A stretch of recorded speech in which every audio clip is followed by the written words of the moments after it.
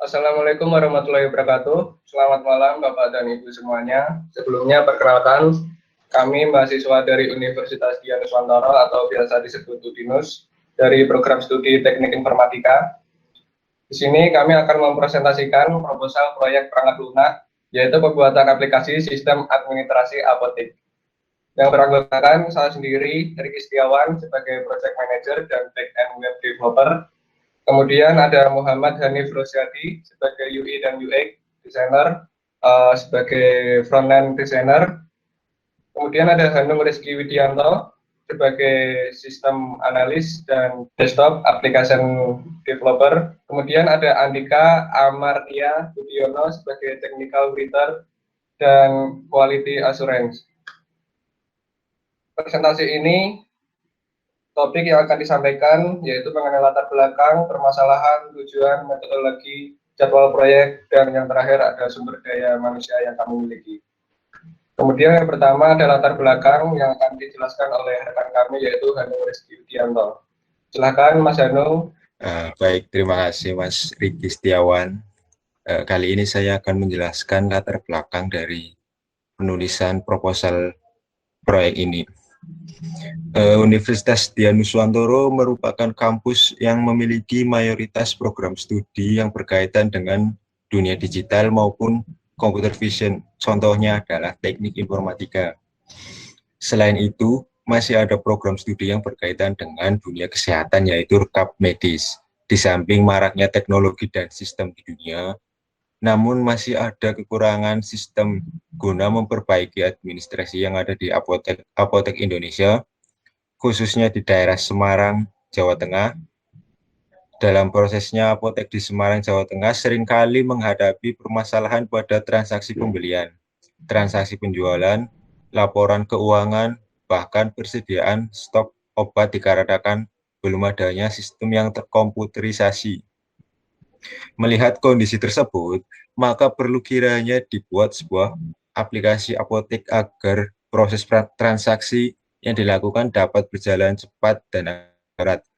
Oleh karena itu, kami membuat sistem admin apotek untuk mempermudah pendistribusian barang-barang keluar dan barang-barang masuk di apotek tersebut, dan bisa digunakan untuk pengecekan barang-barang lainnya dengan cepat melalui teknologi sistem komputer. Permasalahan dari penulisan proyek ini yaitu apotek di Semarang, Jawa Tengah sebenarnya telah memiliki sistem inventory obatnya sendiri. Namun seiring dengan perkembangannya, kiranya perlu untuk mengubah sistem inventory yang ada, misalnya inventory manual, menjadi sistem yang terkomputerisasi dengan kemampuan sebagai berikut. Dapat mengelola stok data obat, dapat mengelola data supplier, dapat mengelola data dokter, dapat mengelola data admin, menampilkan laporan pembelian obat, dan menampilkan laporan penjualan obat.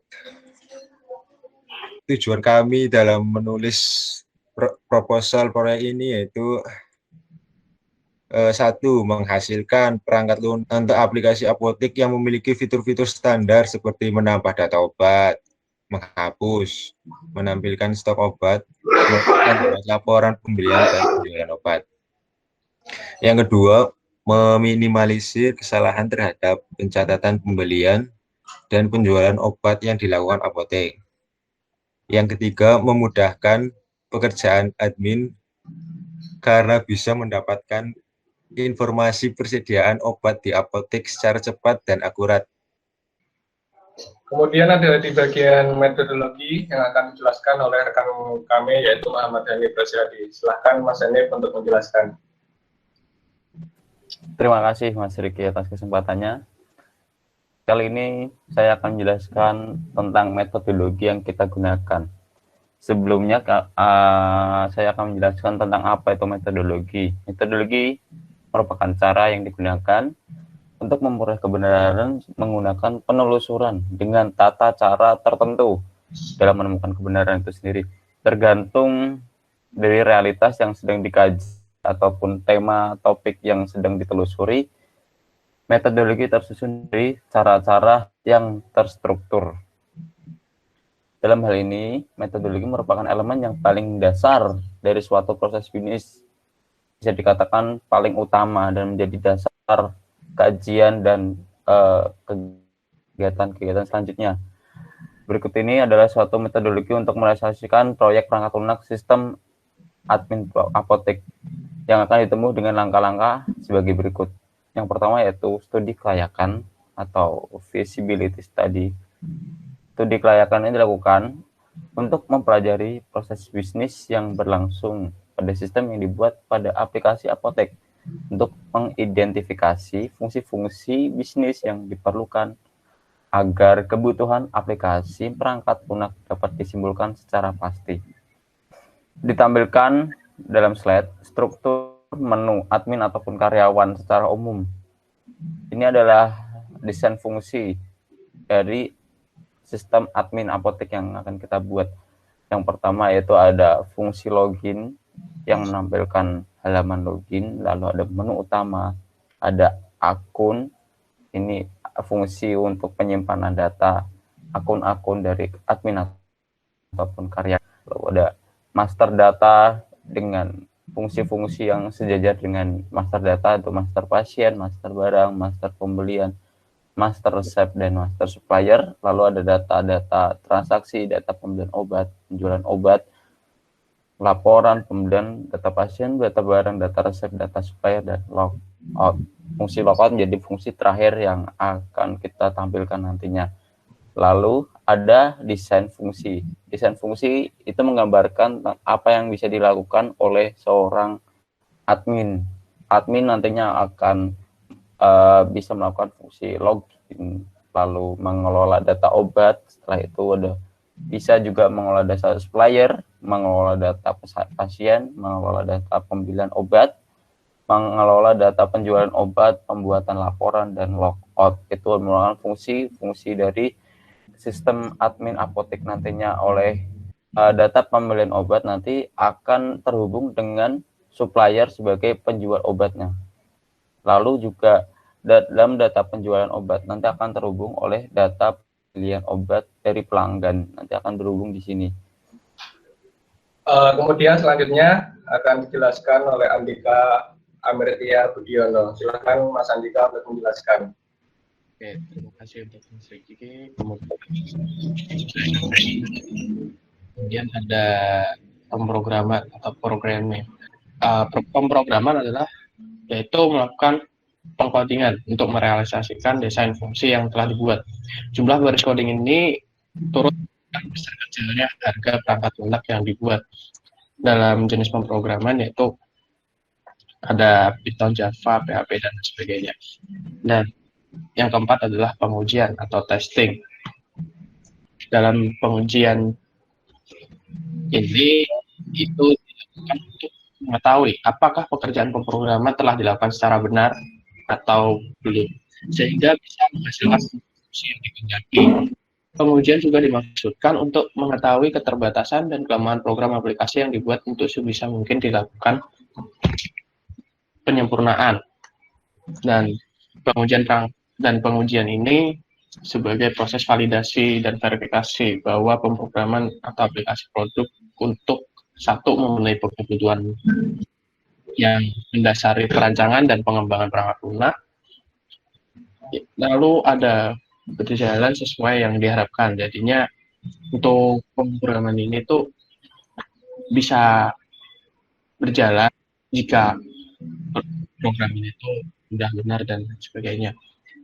Kemudian dapat diterapkan menggunakan karakteristik yang sama dan kebutuhan semua pihak yang berkepentingan seperti supplier dan seperti itu. Lalu selanjutnya ada pelatihan atau training. Pelatihan dimaksudkan untuk melatih user atau admin apotek yang akan mengoperasikan program aplikasi yang telah dibuat. Proses ini dilakukan sebelum program aplikasi yang diserah terimakan ke user. Dalam artian kita juga bimbing atau melatih si user ataupun pihak yang ingin bekerja sama dengan kami untuk menggunakan produk kami. Pihak pengembang juga berkewajiban memberikan informasi yang benar dan terbuka sehingga tidak menyulitkan para pengguna di kemudian hari. Kemudian ada pemeliharaan atau maintenance. Proyek perangkat lunak tidak bisa selesai begitu saja setelah diserah terimakan, tapi masih berlanjut hingga tenggat waktu yang cukup. Itu perangkat lunak yang telah diserahkan tersebut bisa beroperasi dengan baik dan tidak ada kendala yang berarti seperti ada bug ataupun ya, lain sebagainya. Kemudian ada dokumentasi. Dalam sebuah proyek bisa terdiri dari beberapa dokumen. Dokumen dibuat untuk melihat kemajuan proyek yang sedang dikembangkan sebagai referensi untuk troubleshooting bila terjadi kendala sebagai pedoman operasional dan sebagainya. Seperti itu. Akan saya kembalikan kepada Mas Eki. Baik, kemudian yang terakhir itu adalah penjadwalan proyek oleh saya sendiri yang akan menjelaskan. Jadwal proyek untuk merealisasikan pekerjaan proyek perangkat lunak sistem admin apotek. Kurang lebih kita memerlukan waktu 3 bulan dalam pengaturan waktu sebagai berikut. Sebagai studi kelayakan kita membutuhkan 2 minggu. Kemudian desain fungsi membutuhkan 2 minggu. Pemrograman yaitu membutuhkan kurang lebih 5 minggu. Kemudian untuk pengujian sendiri itu juga memerlukan 2 minggu. Untuk pemeliharaan membutuhkan 2 minggu. Serta yang terakhir yaitu bagian dokumentasi, kita memerlukan 2 bulan penuh untuk mendokumentasikan. Kemudian sumber daya yang kami miliki untuk merealisasikan proyek perangkat lunak sistem admin apotek ini, disiapkan sumber daya manusia kurang lebih sebanyak 4 orang dengan peran lengkap seperti dalam tabel di bawah ini. Seperti slide yang ditampilkan tadi, yaitu saya jelaskan ulang, saya sendiri itu Riki Setiawan sebagai project manager dan back end web developer. Kemudian ada rekan saya Muhammad Hani Rosyadi yaitu sebagai UI dan UX designer dan front end designer. Kemudian ada Mas Hanung Rizky Widianto sebagai sistem analis dan desktop application developer. Dan yang terakhir ada Andika Amirtia Budiono sebagai technical writer dan quality assurance. Kemudian biaya pembuatan sistem admin apotek ini diperkirakan sebagai berikut. Studi kelayakan yaitu biaya kurang lebih 200.000, kemudian desain fungsi 500.000, kemudian biaya pemrograman yaitu 1.500.000, kemudian pengujian dan pelatihan membutuhkan dana 500.000. Dan yang terakhir ada pemeliharaan dan dokumentasi itu membutuhkan 500.000.